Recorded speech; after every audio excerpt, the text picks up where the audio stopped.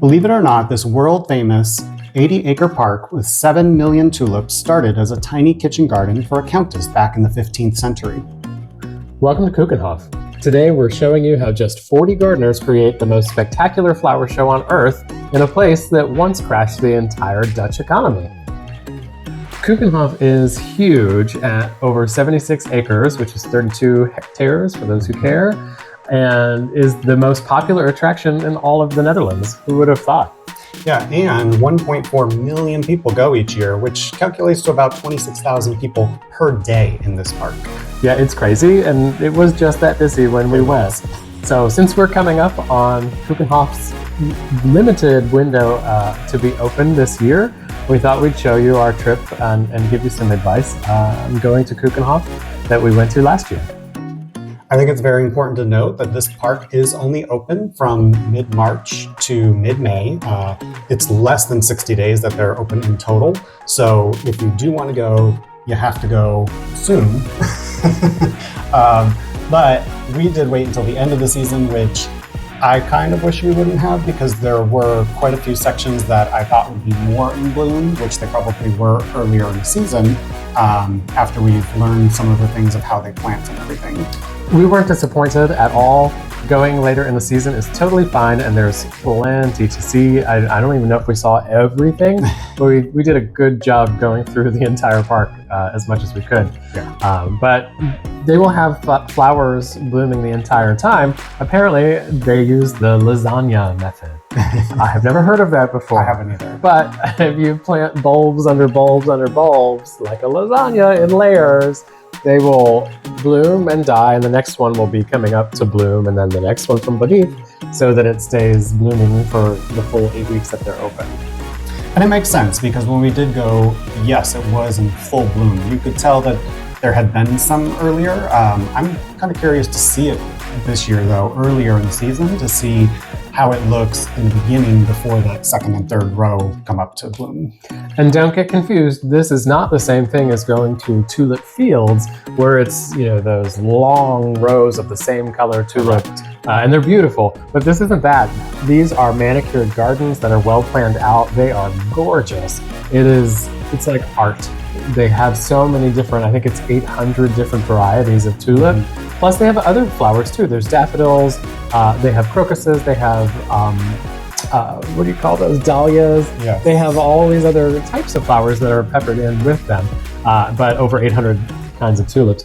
And it's done in, bunches and in shapes and in colors, and it's magical really what they do with it.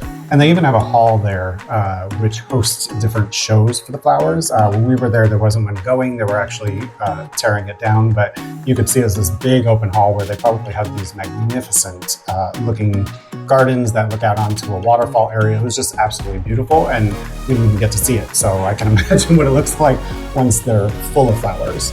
And they have a little bit of everything there. It's not just flowers. They have a garden maze, a hedge maze. They have a street organ that was playing music. It was so European, very adorable. They have fountains. They have water features. They have like a forest nature walk with tulips everywhere. There's shopping. There's food. There are the windmills. Don't forget. They do have a windmill. Giant windmill, and then next to the windmill is like this cute little picturesque thing. There's a boat where you can get in, and your friends can go to the other side of the bridge and take a picture as if you're like boating towards them. There's a lot of picturesque opportunities there. And don't forget the giant shoes. There's the wooden clogs. They have several of those throughout the park where you can take pictures. There were just so many adorable little places and niches of displays, and they had a few unique art exhibits, and it was just, there was always something to see everywhere we went. Statues. There was a big horse statue that was really cool. Yeah. We definitely had a good time there, and so will you. And we bought lots of souvenirs. They definitely have some very unique and cute different souvenirs. Lots of tulip type souvenirs. But I was impressed with the merchandise that they had, because normally, we don't like cheap looking souvenirs. We have more of an expensive taste. And so we still found something that was beautiful and gorgeous and represented our time going there. And we were smart. We waited until closer to the end of our day there, which coincided with them closing. So we had to be really quick. But you don't want to carry something around the whole time. Sure. So just be real cautious. If you're going to buy a bunch of things, you can probably buy them at the end. You don't have to buy them when you get there. You don't want to cart that stuff around. The place is huge, and your bag will get heavy and tiresome quickly. Yes. And they have great food. We did stop for some pie. Yeah, we had the apple pie, or maybe I had the apple pie. I don't remember what you had there.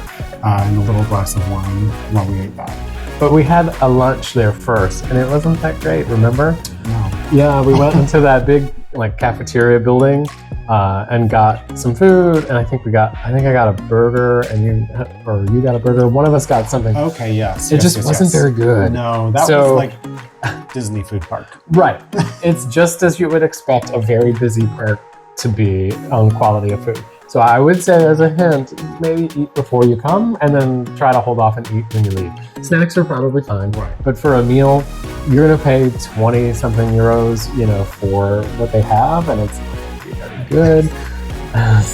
Except for the pie, I still stand by that. Oh, pie. sure. Get a piece of pie, but maybe try to have lunch and dinner somewhere else. They're open early and all day long, and I think they close around 5 or 6, so be real careful to get there early enough. You don't want to get there at 4 o'clock and only have an hour to walk around. The place is ginormous. So definitely make sure you have enough time. We did go towards the later part of the day in the afternoon, because we like to sleep. And so it was actually great. It was very busy when we got there. There were lots of people, and as the day went on, the crowd started to go away. Yeah. So it's kind of nice. We did have to make sure we saw everything and got to the stores before they closed, but it was kind of nice to not have as many people there. Yeah, I agree. And it's probably similar early in the morning. There's probably a lot fewer people because they've just opened.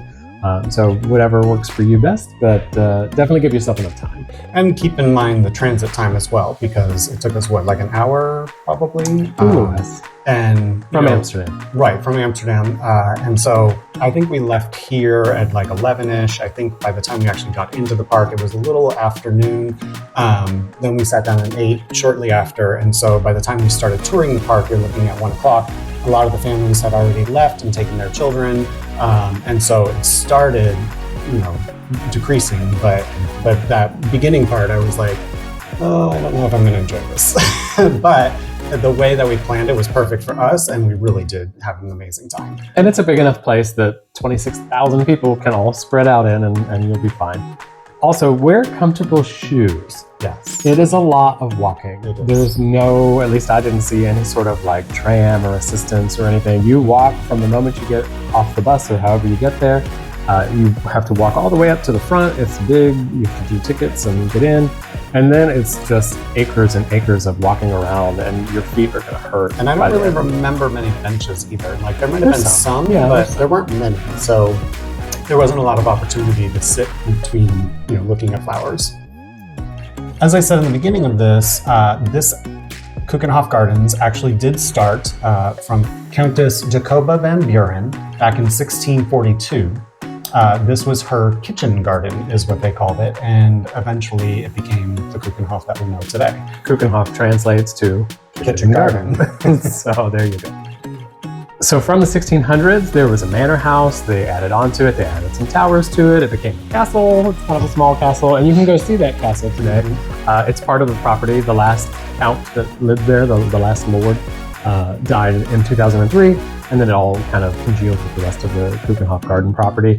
This all started, even though it's been around for hundreds of years, the gardens got a redesign in the 1800s, and then around 1949, the mayor of Lisse, the city where it's at, came up with this idea to do a tulip exhibition with local bulb farmers. And so that's what they do. They don't, it's not like the garden is buying the 7 million bulbs to put in.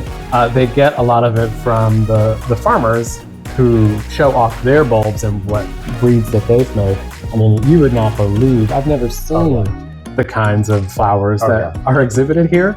I mean, I've just never seen a tulip with, crazy jagged edges and 3 different colors or all almost black, or like just wild polka dots in them. The kinds were amazing. It really was astounding just to see these different color combinations in nature that you've never seen before, or even just types, like you said, different types of tulips that you've never even imagined actually existed. Like I remember there was one tulip that's inside a tulip, and it was just the coolest thing I had seen. So there's so many different varieties, colors, patterns. An interesting point about all of these different varieties and colors, etc., are from the tulip breaking virus. Back in the 1600s, I believe, or it might have been 1700s, there was a virus that would infect tulip bulbs, and so it would draw color away from certain parts of the tulip, which ended up being these different colors and variations, but it also eventually made the bulbs smaller and weaker to the point where they didn't grow. So with modern techniques, we were able to go and take the gene from the tulip virus and turn it into the way that we breed flowers, so that now you get these amazing colors and stripes, etc., from a modern way that doesn't actually kill the tulip. Much better. So things were very different back in the 1600s when they were first coming up with tulips of different varieties with this tulip breaking virus. You know, it was brand new back then to have these new varieties, and people wanted them. So there was a short period in the Netherlands for a few years where people would pay up to 5,000 ducats for, you know, these crazy new tulip bulbs that nobody else had. It was like a status symbol. You know, people are buying a Tesla Cybertruck or something to show off, but it was a tulip back then. Yeah, you do what you have. How crazy. You know, you gotta, if it's a tulip, it's a tulip, if that's all you've got. But pretty cool. Yeah, so people were spending all sorts of money and you know, going nearly broke trying to get these status symbols, which to us sounds wild and crazy, but hey, I guess they were really pretty tulips. And these days they have more pretty tulips than you ever could want. You will have such a good time if you like flowers and gardens and horticulture. This is the place for you. Definitely check it out. Have a walk around. You're gonna have a long walk around, take a break, take a load off, sit down somewhere, get a piece of pie, and check out all the extra things that they have. You know, we mentioned that there are windmills and fogs and statues and fountains. And I mean, some of it's just really beautiful. And there was one fountain that looks like, I don't know what you call those little the dandelion wish things where you blow. Oh, yes. I don't know what you call it. I guess dandelions. Yeah. Yeah, but the after part. Yeah. When the dandelion is dead and it's just the furry ball. Yeah. Blowing the seeds into the wind. Well, they have a fountain there that looks like that. Yes, they do. That furry ball that you blow for a wish. And it's just really pretty. The horse statue that they have is very pretty on a bridge. Mm-hmm. It's right by the bridge. So definitely take a walk around, see what you can see there, see all the little things. Go into the maze. The hedge maze is super fun. It was fun. There were a lot of people inside of it, and they're all going different ways, and so you run into people going the opposite way you're going. You know, it's just a fun time to have. And shows. They also had shows. Like they're more musical type shows, but little like 10-minute venues where you could go catch a show, which were cute. And remember, if you go when they open around March 19th, it's going to be cold still. Yes. And you may need an umbrella. It rains here a lot. Mm-hmm. So just assume that it's probably going to rain. So bring your umbrella, bring a warm jacket. If you go towards the later part, bring your sunglasses. I think it was very sunny the day that we went in May. So just dress accordingly. I know we had a great time, and we have a gazillion pictures of a gazillion tulips. It was crazy. Our phones, that's another tip. Our phones died. Yes. Like we both had just about dead phones by the time we were done because we were taking so many pictures and videos. Yeah. I did not anticipate that. I mean, literally probably 2,000 pictures and videos because we're just so amazed with everything that we saw and we wanted to capture it. So if you need to, you may need to bring a battery backup for your phone. Just smart, especially if like with us, you're taking public transport. At some point, I had to turn my phone off because I was like, we're not going to get back home if we don't turn one of our phones off. And mine died. Like mine was just out. So definitely beware. And there's really nowhere to plug in. I mean, you probably could find a plug somewhere, you know, by the restaurant area if you needed to bring your charger to fuel up while you eat.